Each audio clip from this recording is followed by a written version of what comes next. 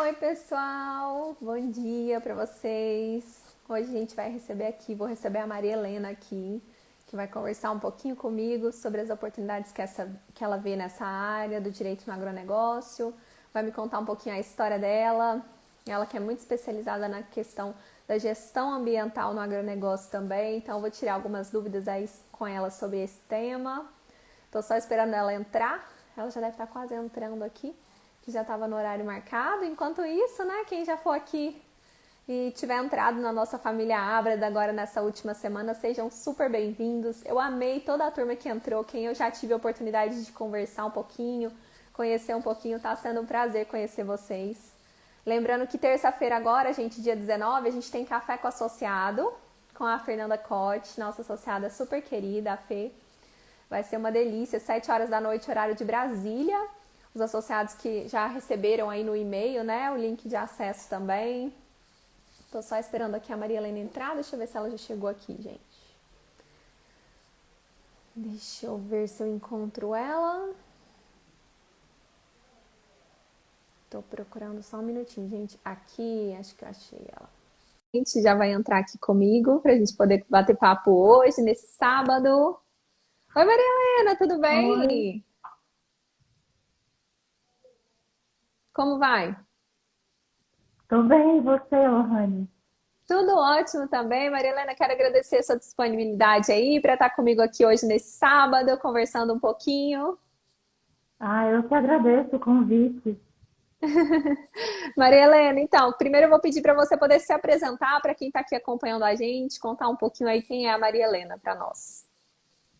Ah, sim, eu sou agrônoma, né? Fiz agronomia, meu primeiro curso, e depois eu fiz meu mestrado na área também de agronomia. Eu já era bolsista do CNPq desde a graduação, então isso já me incentivou a fazer o mestrado, né? Ver a importância da pesquisa no agronegócio também, algo que eu sempre gostei muito e acho essencial. E depois, assim, a gente percebe que gerenciar uma propriedade rural é bem complexo, né? Você, além de saber a parte técnica, né, de plantio, colheita, aplicação, a parte agronômica, mas a parte de gerenciar mesmo, a parte jurídica, eu senti muita falta e eu resolvi fazer o curso de Direito. E, assim, se encaixou perfeitamente nessa área. Quando eu vi até a Abrada, eu falei, nossa, geralmente, assim, como eu já atuava nessa área, né, sempre, minha família já é da área do agronegócio, aí eu fiquei pensando, nossa, que ideia perfeita, né, que eles tiveram, vocês, de criar a academia, porque Conectar geralmente, essas duas áreas aí, né, Maria Helena? E você que sim, já tinha essa formação na questão da agronomia e já o mestrado também, né? Eu imagino que então ficou bem mais fácil para você fazer essa conexão já tendo essa base antes, né? isso. E também por ver, assim, a realidade, né, assim, minha família já trabalhando nessa área e eu também já atuando, aí a gente acaba se conhecendo as dificuldades, né? Acredito assim como vocês, que também são produtores rurais, aí a gente vê toda essa questão climática, tudo que está, assim, é uma empresa a Uhum. céu aberto, então, Maria Helena, e como que é aí na sua família? O que que vocês produzem? Como que foi isso que você acabou escolhendo primeiro a agronomia ali, indo por esse caminho? Como que é isso, o dia a dia de vocês? assim, porque assim, como eu sou de Rio Verde, Goiás, né, lá a soja é muito forte, e aqui em Roraima, né, é bem diferente, e assim, lá em Goiás é bem, a produção é muito grande, e aqui, assim, nós estamos ainda começando. Na verdade, assim, quando comparado com o Centro-Oeste. Mas, assim, geralmente é mais a produção de grãos, soja, milho, sorgo, né? Agora, sempre a gente está querendo inovar, assim, agora a integração lavoura-pecuária, nessa, assim, a gente sempre tem que alcançar a sustentabilidade. E eu estou sempre buscando essa, visão sustentável, né? Ainda mais aqui. Roraima é um estado na Amazônia legal, então a questão ambiental é bem rígida, né? Claro que no Brasil, de uma forma geral, assim, mas principalmente na Amazônia, até o próprio Código Florestal ressalta muito isso. Aqui a reserva legal pode chegar a 80% de uma propriedade que... Maria Helena, eu sempre fico pensando como que é isso na prática. Porque aqui eu tô muito longe daí, então assim, aqui geralmente, né, os percentuais são bem menores. E eu fico pensando nisso, 80% e a questão até das terras, eu acho que isso envolve também a questão do valor da propriedade, né, e tudo. Como que é isso, assim, é fazer essa gestão ambiental, considerando essa quantidade de exigências, né, que tem com relação a essas áreas, principalmente? Isso. O que acontece, Lohane? Hoje, os meus clientes mesmo, eles são pessoas que querem investir no Estado, porque aqui a terra tem um valor bem menor quando comparado ao Centro-Oeste, né? Mato Grosso, Goiás. Dependendo da região, você é inviável comprar uma propriedade rural. O valor é muito alto. E aqui, como ainda, né, teve até a questão fundiária também. Hoje, por que eu atendo? Porque são pessoas, são produtores rurais que querem investir no estado de Roraima. Por quê? Porque aqui o estado foi criado junto com a Constituição Federal, antes que era território. Então, foi em 1988. É muito recente, né? Muito recente. E em 1991, nós tivemos o primeiro governador eleito. E somente em 2001 foi criada uma lei, a Lei 10.304, que ela passando a União, reconhecendo o direito do Estado de ter as terras. Mas essa lei, ela não teve efeito.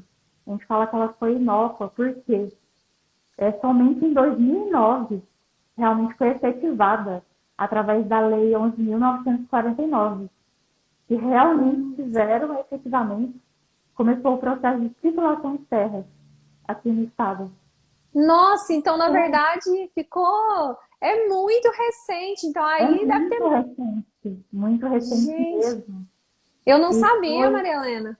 Que então, interessante. assim, eu até vi uma live de uma associada falando da questão fundiária do Pará, né? Eu me identifiquei e falei assim, a região norte tem essa peculiaridade, Esses essa maiores diferença, desafios aí na questão fundiária. maiores desafios, mas assim, como tem muita gente que fica encantada com o preço das terras e realmente acredita aqui no agronegócio, na questão de exportação, porque nós estamos no hemisfério norte. O estado praticamente já faz parte do hemisfério norte.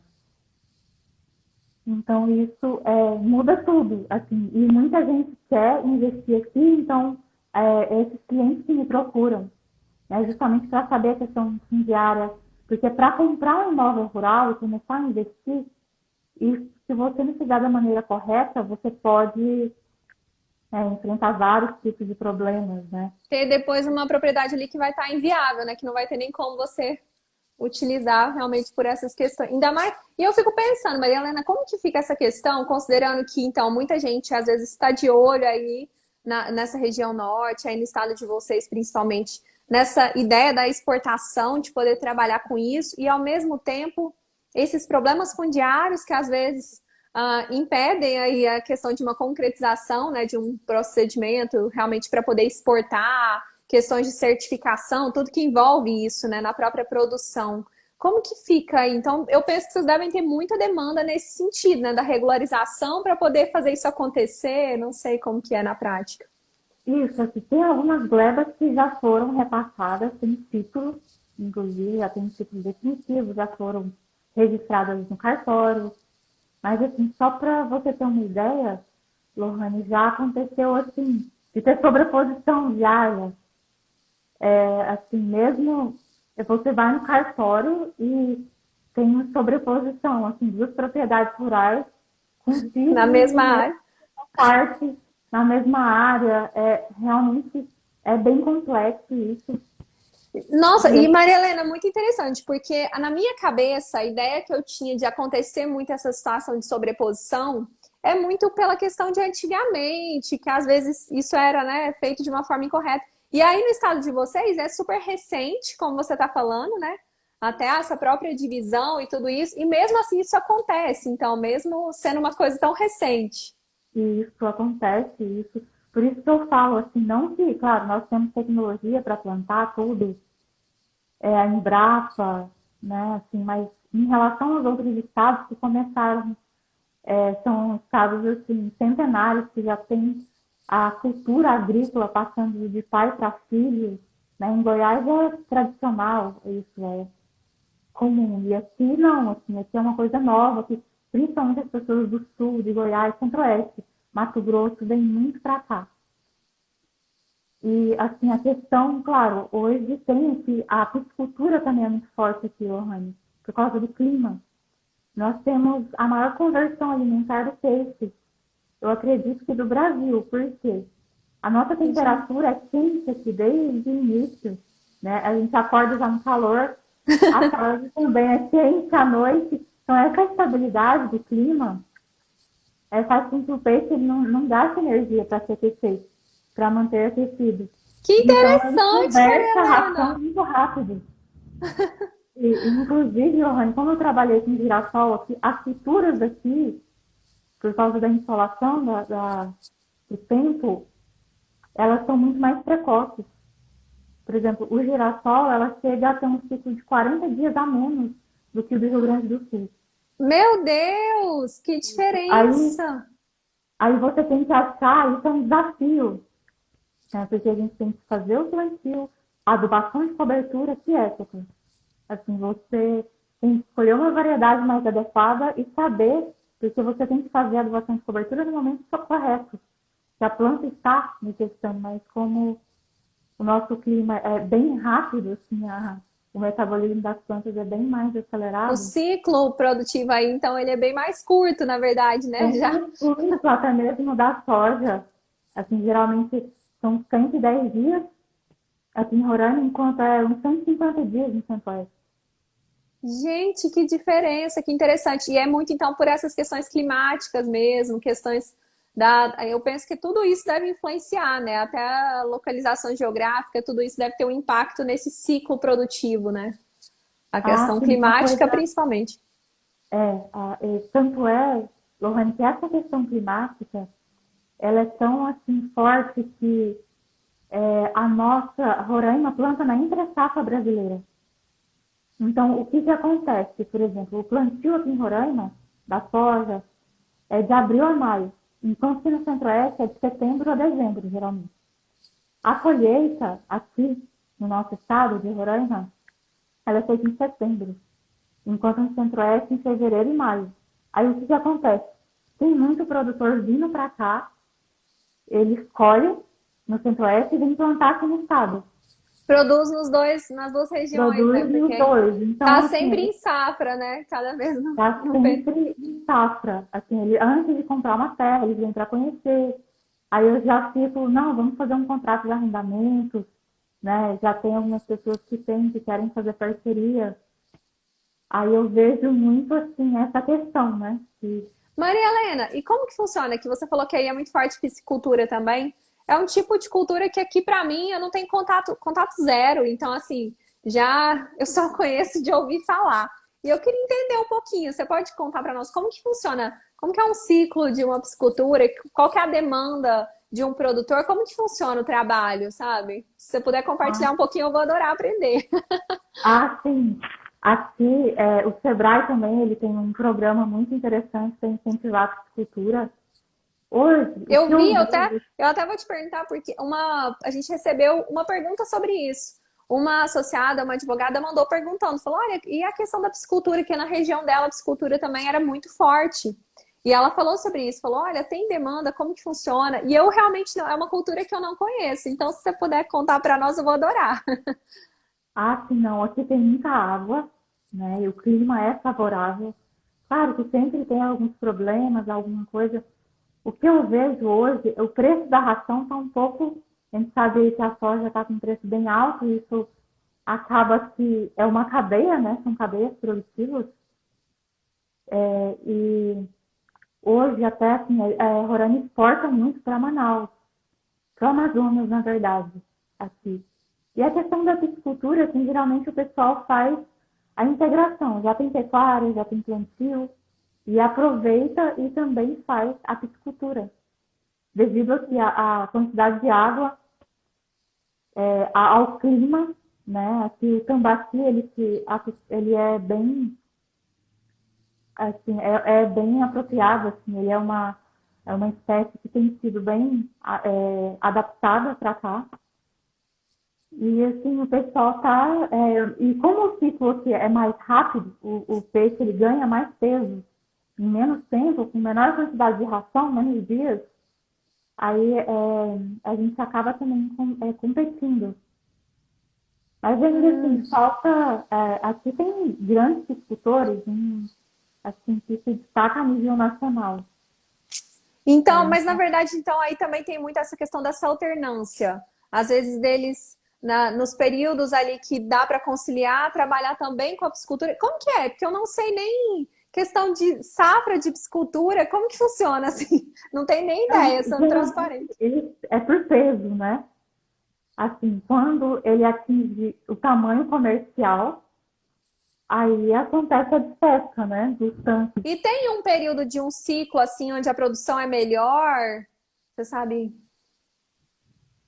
Geralmente, assim, depois das chuvas, né, depois do período chuvoso, né, que algumas pessoas esperam os tanques encher com a chuva.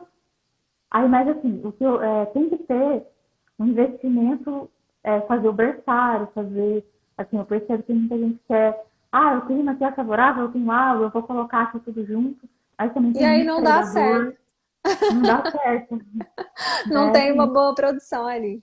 não tem uma boa produção, tem que também tomar muito cuidado com a oxigenação da água, né? Tem várias técnicas, o pH também. E assim, a piscicultura, muita gente aqui, muitos produtores querem, mas alguns, Lohane, eles falam, não, a pecuária para mim é muito melhor porque eu não tenho que ficar. Piscicultura também tem uma desvantagem, que é o cuidado diário com os peixes. Porque todo dia você tem que fornecer ração, aquele cuidado. O gado já não, já se você deixar um funcionário, geralmente você não precisa ter esse cuidado diário, né? Então já o Exige um piscicultor você trabalho pode. mais, então é mais artesanal, exige um trabalho mais delicado ali, com uma constância maior, no caso. Isso, essa Ah, constante de. o Yuni está perguntando aqui, ó, Maria Helena, se tem algum peixe específico que é criado, que é mais comum aí ser criado. O tambaqui aqui. Aqui Tambaqui. também é muito conhecido, o pessoal gosta de pirarucu, que ele seco, ele parece com bacalhau, sabe? Ele tem um Hum, gosto diferente, ele é bem conhecido. Muita gente, inclusive, muitas empresas aqui, tem hotéis aqui no estado que atendem mais estrangeiros, muitas pessoas se interessam, porque aqui também é Amazonas. Claro que eles vão mais para o Amazonas, mas aqui também tem uma região bem interessante, que o pessoal até usa as propriedades rurais para pesca, né, para fazer tipo um hotel fazenda, que que o pessoal gosta bacana. muito de conhecer, Maria assim. Helena, e com relação a isso tudo que você está falando, porque tem muito essa questão, então, tanto da piscicultura, e você falou também tem, né, produção de soja, a questão, não sei quais outras culturas são mais comuns aí, mas com relação à advocacia, quais são as oportunidades que você mais vê ligadas a essas áreas mais particulares aí? Você falou um pouco da regularização fundiária, né, que eu penso que deve ser aí um grande mercado, né? O que você Eu, acha? assim, eu vejo como as pessoas sabem que a gente fez de Goiás e Rio Verde, muita gente, também tem vontade de conhecer aqui. Aí eu fico nessa oportunidade. Já, quando alguém quer investir, me pergunta também dessa parte ambiental, como eu já tenho essa experiência com direito ambiental, eu já faço essa parte de consultoria. Porque além da regularização fundiária, de você ter que ir no cartório de imóveis, você tem que ver o cadastro ambiental rural, o CAR. Já aconteceu, como o CAR ele não exige, ele é autodeclaratório, já aconteceu assim, na propriedade, umas 10 pessoas fazer o CAR. Assim, é uma coisa assim, Se você não vê, você não acredita, assim. Nossa, nossa, deve ser uma E aí é confusão. uma questão judicial bem complexa, assim. Claro que tem todo aquele contexto, né? A gente sabe que a gente prefere, claro, dar uma consultoria, uma assessoria jurídica antes que o Mas produtor muitas vezes você não tem mais jeito, né? Porque já tem o problema. Às já vezes, quando tenha você vai problema. fazer, igual você É, falou, às aí é vezes já tem. demorado. E às vezes já tem uma área sobreposta, você já pegou ali para poder fazer um preventivo, mas quando você vê, já tem uma situação ali que às vezes nem dependia do seu cliente, né? Que ele nem estava ciente e estava acontecendo. Isso. Por isso que eu gosto de começar. Quer comprar uma propriedade rural?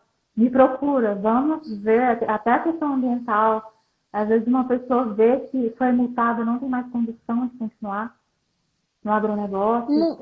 Maria Helena, então, pelo que eu vejo, assim, você também percebe muitas oportunidades nessa questão da prévia da compra, né? A análise do que pode ter ali, os embaraços jurídicos que pode ter, para poder, né? Por mais que às vezes já tenha um problema, pelo menos quem vai comprar já está ciente de qual que vai ser o procedimento, o que vai ter que ser feito para poder regularizar, né?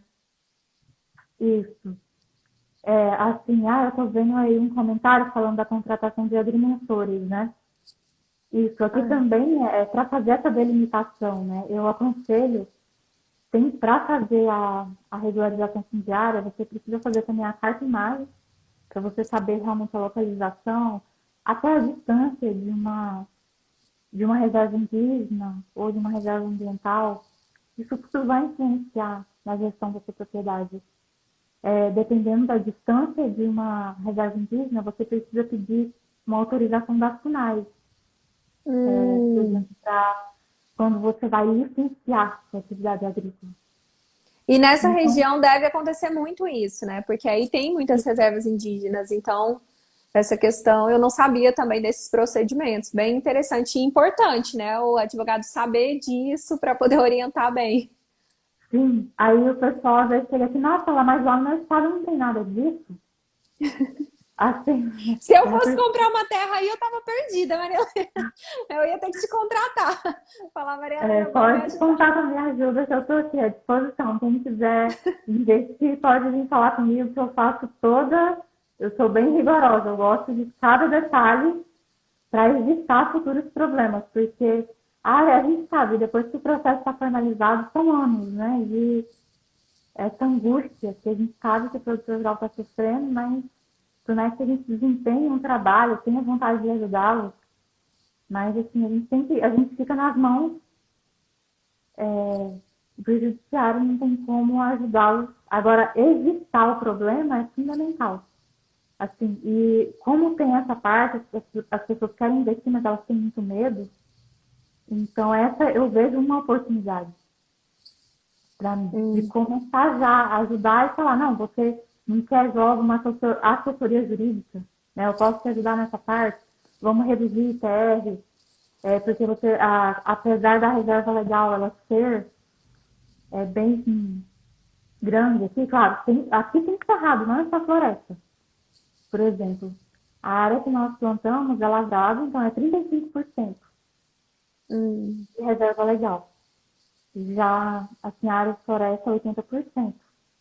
E tem uma tendência também, poucas pessoas sabem, até o pessoal do IBAMA veio fazer capacitação aqui no estado, nem eles tinham percebido que no Código Florestal, no artigo 12, se não me engano, no parágrafo 4 ou 5, como aqui no estado já tem muita reserva ambiental, quando tiver o zoneamento ecológico econômico, os produtores vão ter direito a somente diminuir para 50% a reserva legal. Então, eles vão poder usar 50% da sua Nossa, que propriedade rural. interessante. Então tem essa brecha, tem essa possibilidade. Tem essa possibilidade. Assim, eu percebo, como é uma coisa muito específica aqui do Estado, o pessoal veio para fazer a capacitação e eu perguntei e eles ficaram, eu não tinha nem percebido isso, assim, que realmente é uma coisa bem específica do Estado. Não, e aí E eu, faz uma diferença enorme, né, no ganho de possibilidade de uso da terra.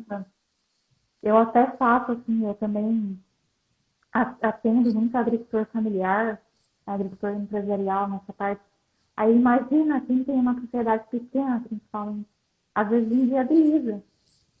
Isso tudo é uma cadeia, Lohane. O que eu percebo é que o crédito rural ele existe se você tem a licença ambiental.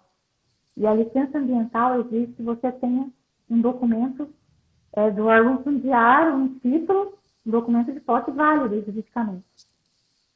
Então, aí você inviabiliza, se você não tiver lá no início o título válido da regularização daquela terra, né? Você vai, consequentemente, não ter acesso a crédito rural. Se você precisa, aí é como a gente estava falando, tem interesse em fazer uma exportação. Às vezes, para exportação, você precisa de um determinado também, de uma certificação que você não vai conseguir também sem ter a regularização dessa terra, né, Maria Helena? Então, tudo isso resulta em várias implicações depois ali, que às vezes é igual você falou, às vezes vão inviabilizar a continuidade daquele negócio, né, da produção ali. Com certeza. Eu falo que a regularização fundiária é como se fosse a raiz, né? Que é através dela que você vai poder fazer toda essa questão. É uma cadeia, assim, é o primeiro passo. Só que aí, olha só o que acontece nos meus atendimentos, Johanny, tanto que é complexa a situação. O órgão fundiário, ele exige para te dar um documento de posse e um título, uma autorização de ocupação, que você já esteja produzindo na área. Você esteja lá, que você mostre interesse, que realmente vá cumprir a função social, e enquanto isso ele não te dá um documento de posse. E aí E você aí às vezes você não consegue produzir E a sem licença ter. ambiental, assim, porque hoje aí você é bem complicado isso aí. Inclusive, até mesmo com assentamentos de reforma agrária no próprio INCRA. Assim, eles, o INCRA não quer me dar, mas aí vocês vão me multar? Assim, a parte ambiental, eu vou receber uma multa, o que eu faço agora? Assim, tem umas lacunas na lei que a gente fica. Às vezes a lei traz uma exigência que só daria para ser cumprida se tivesse aquele título, né? Se tivesse aquele documento. Então, como que você vai ter? Como que você vai cumprir aquilo sem antes ter, né? Não tem. Eu vejo. E, Maria Helena, isso eu acho que é um problema grande que a gente tem nessas questões da legislação aplicada de uma forma geral ao agronegócio, a todo setor, não só na parte ambiental. Mas às vezes, realmente, a lei traz exigências e questões específicas que elas não são aplicadas. Não tem, na prática, você não consegue implementar aquilo. Até o Bruno Dalcombo, quando saiu a nova NR31, ele falou sobre isso. Falou, olha, era uma norma regulamentadora que a gente tinha antes que era inaplicável à realidade do agro, do campo. Então, assim, eu acho que isso é tão importante, sabe? Esse cuidado também do legislativo a olhar e a pensar, olha, se eu estou propondo isso daqui, se isso daqui vai ser uma exigência, como que isso vai poder ser cumprido? Não é só pôr lá, sabe? Não é só ter a exigência, ter uma norma que depois não tem como aquilo ser feito, sabe? Considerando as distâncias, considerando o jeito que é, porque no meio rural é diferente. Não é igual, né? Eu sempre falo isso, às vezes eu acho que esse é um problema. Não sei se você sente isso também. Mas algumas vezes a legislação ela vem para o meio rural como se ele fosse urbano, como se fosse uma empresa, como se o procedimento fosse o mesmo, como se a gente tivesse tudo aquilo ali, né, que está sendo exigido. E às vezes não é possível, naquela realidade não tem isso. Eu não sei se você também tem esse sentimento Não, às com vezes. certeza. A maioria, às vezes eu falo, nossa, quem fez essa lei? Não é possível. Assim, nunca visitou uma propriedade rural, nunca conheceu o que é a realidade, a distância que a gente anda, esse trabalho no sol quente, como que é a nossa realidade. Né? Às vezes, assim, até para pegar, às vezes é tanta burocracia, e o que acontece? É uma demora, só que assim, eu dependo da chuva, eu dependo do clima para trabalhar. Eu não posso ficar esperando E depois, às demorar. vezes, se passar aquele prazo, depois talvez vai ser só no outro ano, só não vai ter mais como fazer aquilo, né, Maria Helena? Então não é, Vai, às vezes tem muito. falar, vai precisar aqui de 3 meses. Aí 3 meses passou o período do plantio, não dá mais para Passou o plantar. período. Inclusive, depois que eu assisti, assim, as nossas aulas mensais são ótimas, né? Tem me ajudado muito essa parte do seguro rural mesmo. Se o produtor não seguir o calendário agrícola, ele já perde o direito de ter o seguro rural. Ele precisa seguir toda uma norma, porque quanto mais que ele atrasar no plantio, o risco é muito maior. E aí depois, às vezes, vai ficar até mais difícil desse seguro cobrir, por falar, não, olha, foi um erro aqui, né? Então, e às vezes ele atrasa por estar esperando a liberação de alguma questão ali, né? Isso, Burocrática. a burocracia, assim, para você tirar uma licença ambiental, dependendo da situação, às vezes, assim, você tem que dar entrada um ano antes ou até mais. Então, por Nossa. isso que eu gosto de atender o produtor rural, já explicando todo o planejamento que ele vai precisar fazer. Maria Helena, e considerando essas questões aí tão particulares de vocês, no seu dia a dia, o que você sente que é o maior desafio em advogar aí na sua região, advogar para essas, atuando com essas questões ambientais e com essas questões fundiárias? O que você acha que é mais desafiador aí?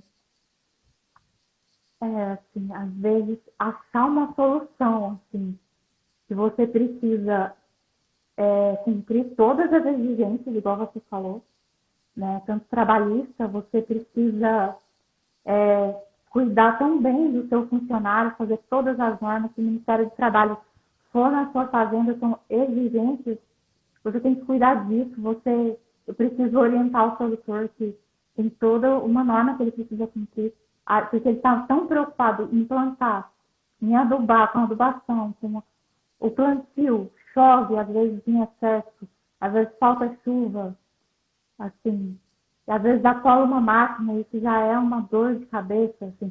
Ele já está tão preocupado com outras coisas, e assim, você tem que levar ele, não, mas isso é importante, você está correndo esse risco.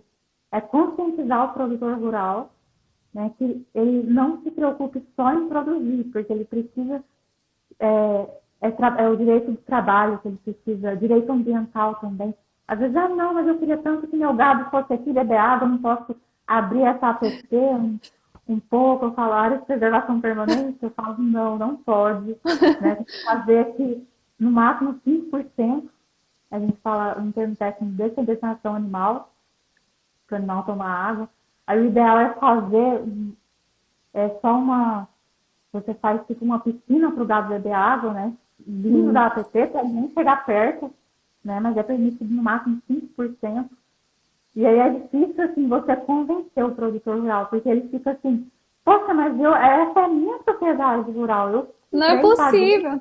assim, mas assim, ela é minha mesmo, assim, eu não posso fazer nada, já tenho a reserva legal, né? E eu acho interessante também, eu sempre tento mostrar para o produtor rural que hoje a reserva legal ela pode ser utilizada de forma sustentável. E hoje existe, Desculpa, assim, travou aqui no som. sim, né? A internet. Para quem tem uma atividade consolidada e não tem mais a reserva legal na propriedade rural, você tem essa oportunidade de ter. Você compra uma área do mesmo bioma, com matrícula e tudo, e você usa a reserva legal de outra área. Né? Você já vê, nossa, eu já tenho a minha atividade já é consolidada. Então, eu acredito que o novo Código Florestal ele trouxe vantagens, né, para que o produtor ele não precise abrir mão, né, daquela área. Às vezes a atividade já está lá, construções caras, Maria infraestrutura. Helena, e isso que você está trazendo, eu acho que agora eu te perguntei, né? Qual que é a maior dificuldade, o maior desafio? E você falou, encontrar saídas. Eu acho que isso daí é muito interessante porque é uma questão muito estratégica mesmo. E é isso que você está falando, às vezes tem uma outra saída. Como você falou, às vezes a aquisição de uma outra propriedade com o mesmo bioma que vai poder ser utilizado para não, né, não inviabilizar tudo aquilo que já está sendo feito ali. Então, eu também sinto, eu compartilho dessa questão que você trouxe, dessa dificuldade de encontrar saídas, às vezes, porque eu acho que o nosso trabalho, quem atua mesmo para produtores rurais, nessa área no agronegócio, a gente tem muito esse papel de atuar com possibilidades, com estratégias ali para poder amparar o direito, né, do produtor, para poder levar a segurança jurídica para ele. Então, eu também sinto muito esse desafio na prática, sempre pensar, nossa, mas e nesse caso, o que pode ser feito? Qual que é a outra saída que a gente tem, considerando que ele não vai, igual você falou, às vezes está com uma propriedade ali onde toda a atividade já está consolidada. Então, como que você vai falar? Não, agora então é obrigado, você vai ter que mudar tudo. E é igual você falou, com o conhecimento certo, às vezes você pode levar uma estratégia para ele. Olha, a gente tem outra possibilidade, que é então essa aquisição. Eu acho isso aí super interessante. E eu vejo que às vezes falta realmente esse tipo de informação, né, Maria Helena? Falta. Eu senti essas informações, assim, o produtor rural, ele chega, assim, até mesmo como agrônomo, eu já senti isso uma angústia, porque nós fazemos, por exemplo, um artigo científico justamente buscando uma solução para a agricultura, mas não chega no produtor rural. E uma coisa também que eu fiquei pensando, que eu li esses dias, é que nós temos desperdícios bilionários no transporte de grãos no país, porque não sei se você já andou atrás de um caminhão cheio de soja ou de milho, um monte de grão caindo, Ficar sempre caindo. sempre caindo, e isso foi quantificado, né, um desperdício, só que já foram feitas pesquisas, mas essas pesquisas, elas não chegam, elas não saem do papel.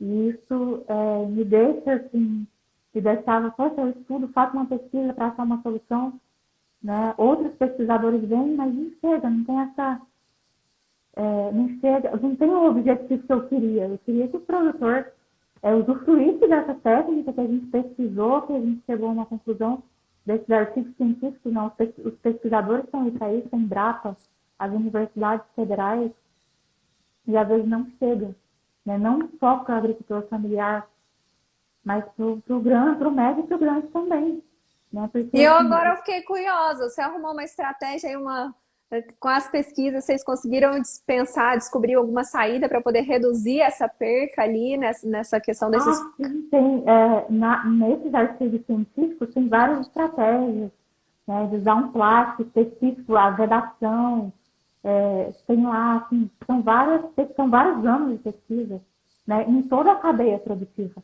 Que é desde o plantio com a semente, depois na colheita, o que vai acontecer? A colheita também, se você não tiver, digamos assim, o ponto certo do grão, se o grão estiver muito seco, por exemplo, o que acontece? Há uma quebra desse grão também. Na hora que ele bate, ele já não tem teor de umidade, ele já cai fora.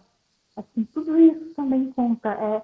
É bem complexo, na verdade. Por isso que é muito importante o produtor rural ter sempre ótimos profissionais com ele, para E tomar a Maria melhor Helena, decisão. e eu achei muito legal, muito interessante você trazer essa questão dessa importância dessa pesquisa e de ser estudado isso, ser mais divulgado, né? Isso ser mais visto, porque realmente eu estava lendo outro dia um artigo sobre isso, eu não me lembro o nome de quem escreveu, mas o autor estava falando justamente, falando, olha, às vezes tem uma solução ali, em um artigo científico tem uma grande solução totalmente inovadora que poderia revolucionar, né, o mercado. E aí 6 pessoas leram aquela publicação, às vezes a mãe, a esposa e mais algumas poucas pessoas. Então, assim, não, isso acaba muitas vezes um conteúdo de muita relevância, né, Maria Helena, que não consegue atingir realmente, não tem tanta visibilidade como deveria, né? E eu acho que isso também cabe muito a nós, a quem está realmente atuando, quem está se especializando, poder tá por dentro disso. Olha, quais são as saídas? Pesquisa, tá atento ao que está sendo pesquisado, né?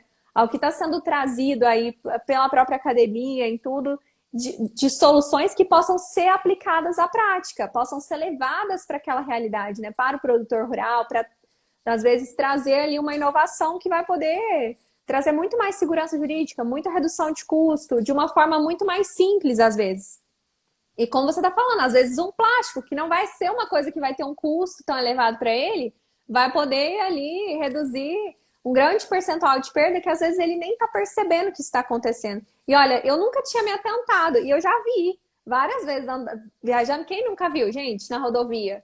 Você tá atrás de um caminhão e tá ali voando, voando grãos ali por baixo. Então é muito interessante pensar sobre isso, Maria Helena, achei muito legal. E aí a gente está sempre buscando solução, mas realmente falta esse trabalho da divulgação, né? Eu falo até da extensão rural como um todo, Assim, uma vez eu fui numa propriedade rural de uma agricultora familiar. Eu trabalhei uma época, fiz um trabalho no Sebrae, uma época com os produtores, nessa parte de empreendedorismo, e eu perguntei para a moça que produzia galinhas, perguntei, a senhora anota todo o seu custo, né? Você tem lucro? Aí olha o que ela me respondeu, ó, minha filha, eu anotava, mas no dia que eu percebi que eu estava tendo prejuízo, eu parei, porque eu não sei fazer outra coisa da minha vida. E aí eu fiquei Gente, pensando, né? Assim, eu só sei, foi o que eu aprendi na minha vida e eu só sei fazer isso. Eu sei que eu estou tendo prejuízo, mas eu não sei fazer outra coisa. E sabe o que eu percebi? Que não é só o pequeno, mas em média, às vezes até o grande faz isso. Porque às vezes ele aplica um inseticida em excesso, ele está gastando, tudo isso é muito caro.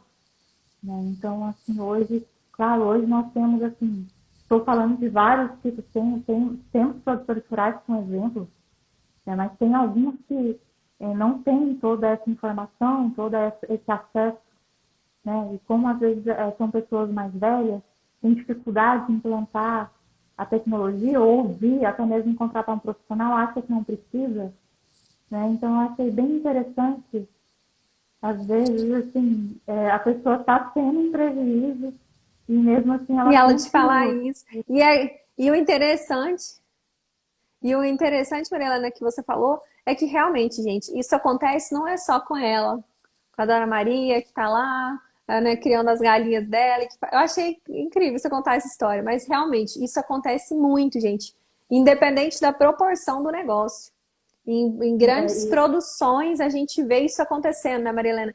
E eu acredito muito nisso, que às vezes a gente pode sim criar estratégias para mudar isso, para fazer ser um negócio sim viável, sabe? Igual você está falando, às vezes pequenos detalhes ali e que uma gestão jurídica pode sim fazer toda a diferença para esses resultados também, né, Maria Helena? Quem já nossa, advoga na área e atua sabe disso, o quanto realmente pode ter ali a implementação de algum processo dentro da propriedade rural que vai sim trazer ali uma redução de custo em uma determinada área só com uma pequena estratégia que é alterada.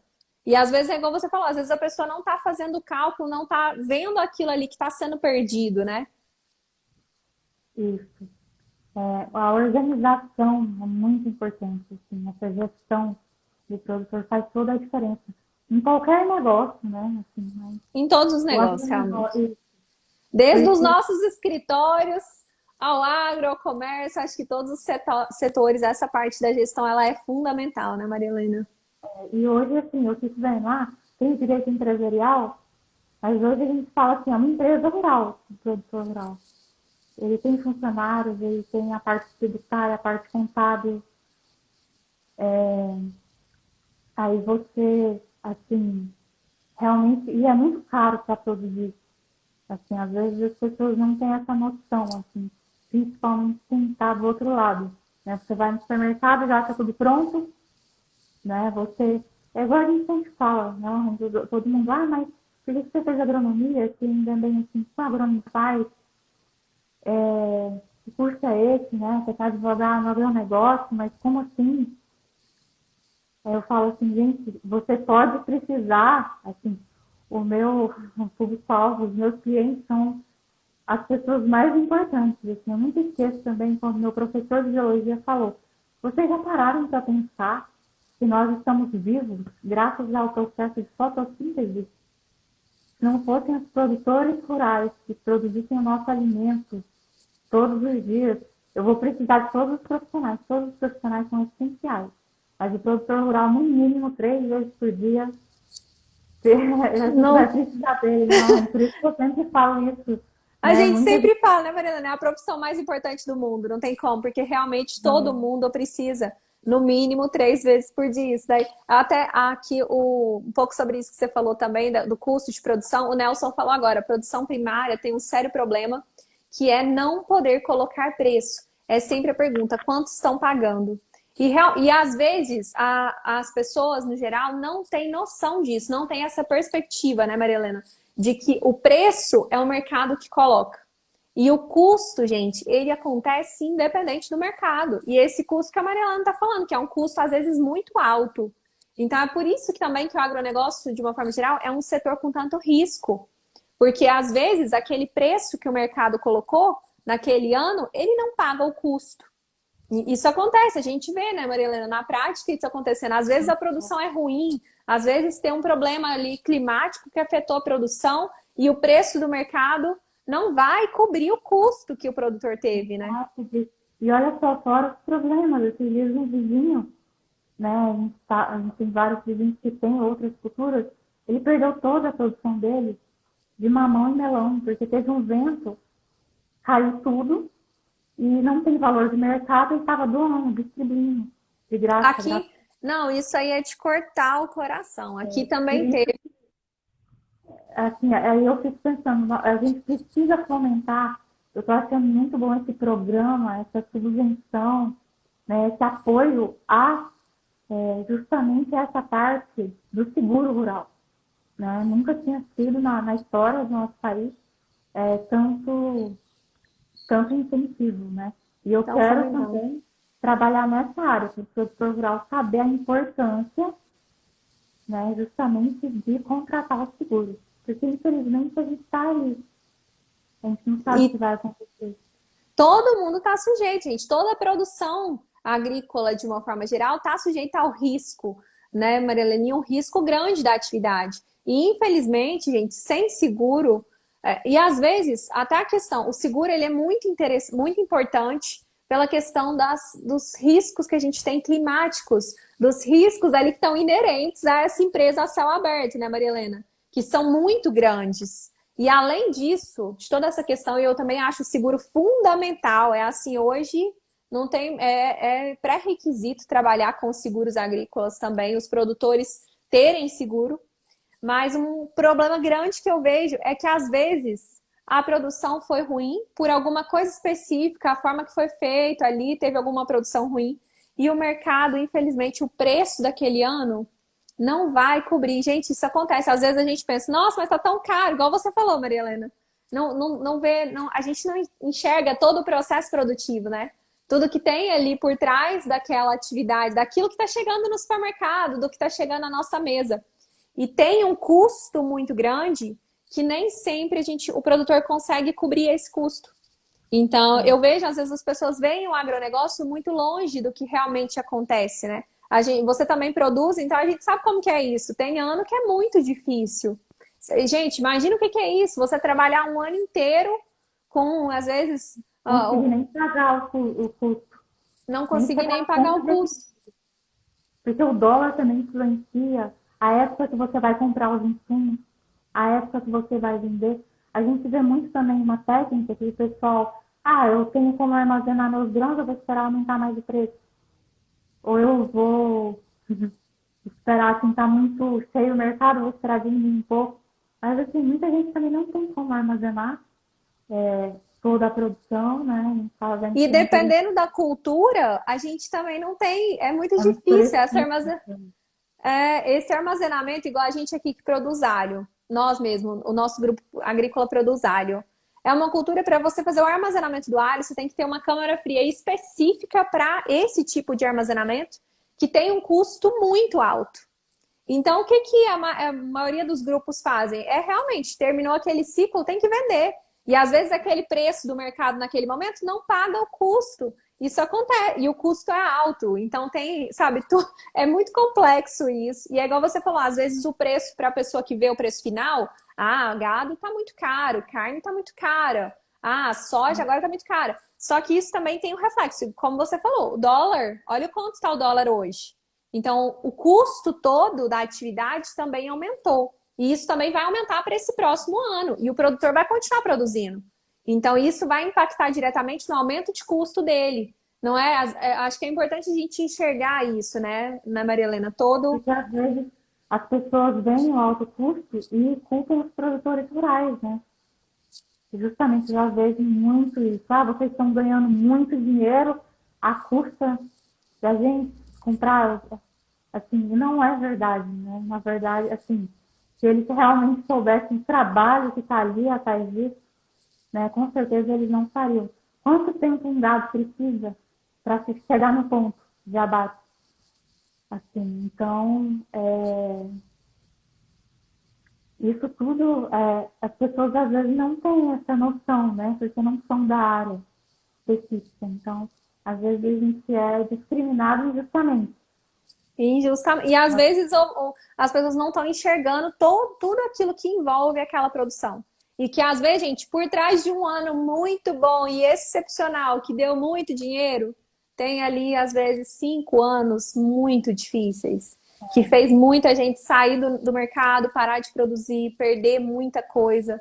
Então, sabe, eu vejo isso. A luta, o que a gente tem no agro, o que o produtor rural vive, não, sabe, o ano. Gente, tem que ter ano bom, senão não tinha ninguém produzindo, não. Tem que ter ano de ganhar dinheiro no agro, né, Maria Helena? Que senão não É, dava para continuar realmente, é, gente. é, A gente sempre fala, né? Muitas culturas, gente, você tem que trabalhar ali com uma média de 5 anos para você saber se vale a pena você continuar ou não. Porque vão ter muitos anos ruins, que às vezes vai trabalhar o ano inteiro e ficar devendo, né, Maria Helena? E falar, esse ano cara, não pagou a conta. não pagou a conta. E por isso que muita gente desiste. Assim, eu já vi várias pessoas assim, Não é desistindo fácil. mesmo porque não consegue. Né? Por isso que eu acredito na importância também, que poderia minimizar esses problemas, talvez seria, né, você investir no seguro. Né? Uma E das fazer alternativas. E fazer esse acompanhamento, né? Ter a importância desse papel também da gestão jurídica para poder acompanhar esses produtores, trazendo soluções, trazendo mais segurança jurídica, trazendo às vezes estratégias, como você falou, que podem resultar em ganho de produção, que podem resultar realmente em um suporte ali para o negócio do produtor, né, Maria Helena? Com certeza.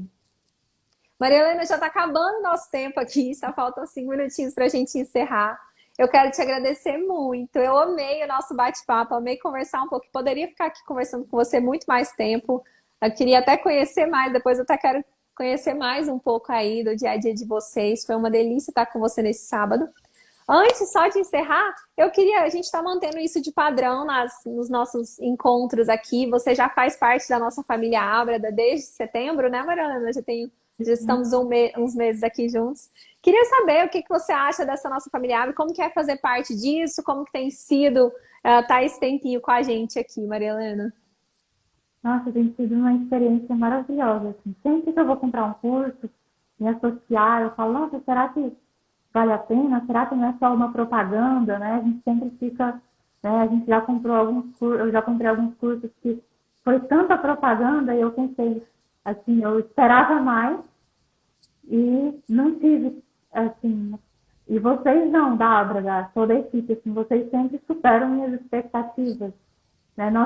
Essas reuniões, assim, tudo. A gente vai mandar para vocês a carteirinha do associado. A gente ganha uma caixa de presente, o café é maravilhoso, o alho também é excelente.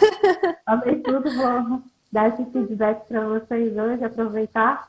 Né? Adorei tudo, a agenda maravilhosa. Assim, Ai, o que delícia. conhecimento, as amizades que eu fiz, né? Ter participado do simpósio foi muito importante. Assim, eu ter conversado, a Maju me ajudou, não sei se ela está assistindo. A gente trocou WhatsApp, né? Eu estava um pouco insegura sobre os slides eu Eu nunca quero tinha. até aproveitar para te falar que a sua participação no simpósio foi maravilhosa e foi muito elogiada, viu, Maria Helena? Parabéns. Ai, obrigada.